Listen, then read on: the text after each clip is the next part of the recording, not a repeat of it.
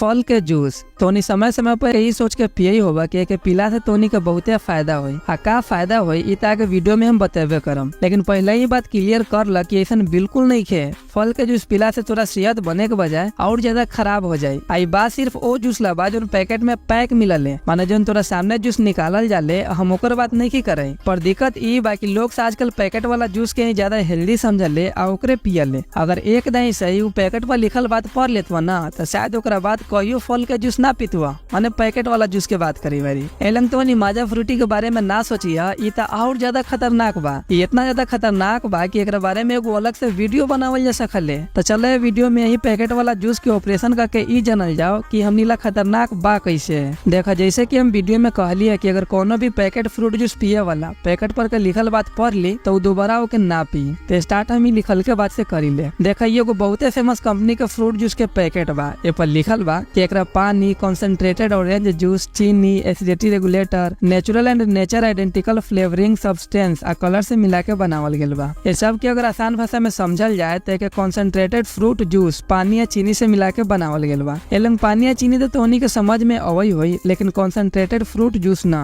यही से तोहनी के ना बुझाले कि हमनीला खराब बा कि नीमन। देखा जब जूस तैयार करल जाले तब बात के हमेशा ध्यान रखल जाले कि एकरा ज्यादा से ज्यादा समय तक कैसे ठीक रखल जाओ, ना तो जल्दी खराब हो जाये आ हमनी के कमाई ना हो पाई। यही से जूस में से नमी हटा देवल जाले पोस्चुराइजेशन प्रक्रिया से। ये कोनो बड़का बात नहीं है, जैसे दूध गरम करल नू वही लेखा जूसो के गरम करल जाले। आई कहला से लेखा दूध बहुत समय तक खराब ना होखले वही लेखा जूसो खराब ना होखले। एकरे पोस्चुराइजेशन प्रोसेस कहल जाले, माने गरम करके ठंडा करल पोस्चुराइजेशन कहाले। आ यही पोस्चुराइजेशन के बाद जो जूस बचल है ओकरे कहल जाले कंसंट्रेटेड फ्रूट जूस। अभी खराब बा कि नीमन ई सुने एगो बहुते होशियार आदमी से। तो नॉर्थ कैरोलिना यूनिवर्सिटी के food bio processing and nutrition sciences department के प्रोफेसर मारियो जी सेरुजी के हिसाब से कोनो भी चीज के अगर ज्यादा प्रोसेस कर देवल जाए, मानो के ज्यादा पका देवल जाए, ज्यादा छेड़छाड़ कर देवल जाए तो ओमे के जरूरी सामान सब जौन खाला के बाद हमनी के शरीर में लागई तो खत्म हो जाले। अब ऐसा ना सोचिए कि कम पकाला पर, कम प्रोसेस कैला पर कुछ ना होई ना। कम तामझाम करबो तो कम खाना में से सामान से लॉस हुई, ज्यादा करबो तो ज्यादा। इनकारा बात के हिसाब से अगर चलल जाए तो फ्रूट जूस के न जाने कितना बेर प्रोसेस करल जाले। पानी मिलावो, चीनी मिलावो, रंग मिलावो, पोस्चुराइजेशन करो वगैरह वगैरह। तो खुदे सोचो इतना प्रोसेस के बाद जूस में बचे कथी होई। एकरा अलावा भी जितना भी जूस है तो सामने निकलवा के पियल उस समय फाइबर होखले जौन हमनी के खाना पचावल से लेके हार्ट अटैक, मोटापा, डायबिटीज ला जरूरी होखले। लेकिन तोनी ये बात जान के चौंक जेबा कि पैकेट वाला फ्रूट जूस में फाइबर रहबे ना करले, काहे कि इतना ना प्रोसेस कर देवल जाले कि पूछबे मत करा। ए बारे में तो हम तोनी के पहले ही बतैलिया। ए वाला फ्रूट जूस के पैकेट के देखा, एमे 100 ml के पैकेट में 0.6 ग्राम फाइबर बा। 6 ग्राम ना 0.6 ग्राम, 1 ग्राम से भी कम। बताओ ऐसे का होई, ऐसे बढ़िया लिखबे ना करता। लास्ट में हम ये कहम कि प्रचार में तोनी के जे लेखा लुभावल जाले कि हमर जूस पिया तोरा विटामिन के कमी पूरा हो जाई, तोरा देह के बहुते फायदा पहुंची, तो आगे से या तो प्रचार ना देखिया, माने कि हटा दिया, और ना तो चुपचाप देख लिया, खरीदे के गलती ना करिया। इतना बताले के बाद भी अगर तोनी के फ्रूट जूस से मन ना हटल तो हम कुछो ना कर सकिले। खैर तोनी के वीडियो से कुछ समझ में आयल होके तो लाइक फॉलो वगैरह कर देवल करा। मिलले तोनी से अगला वीडियो में। जय बिहार।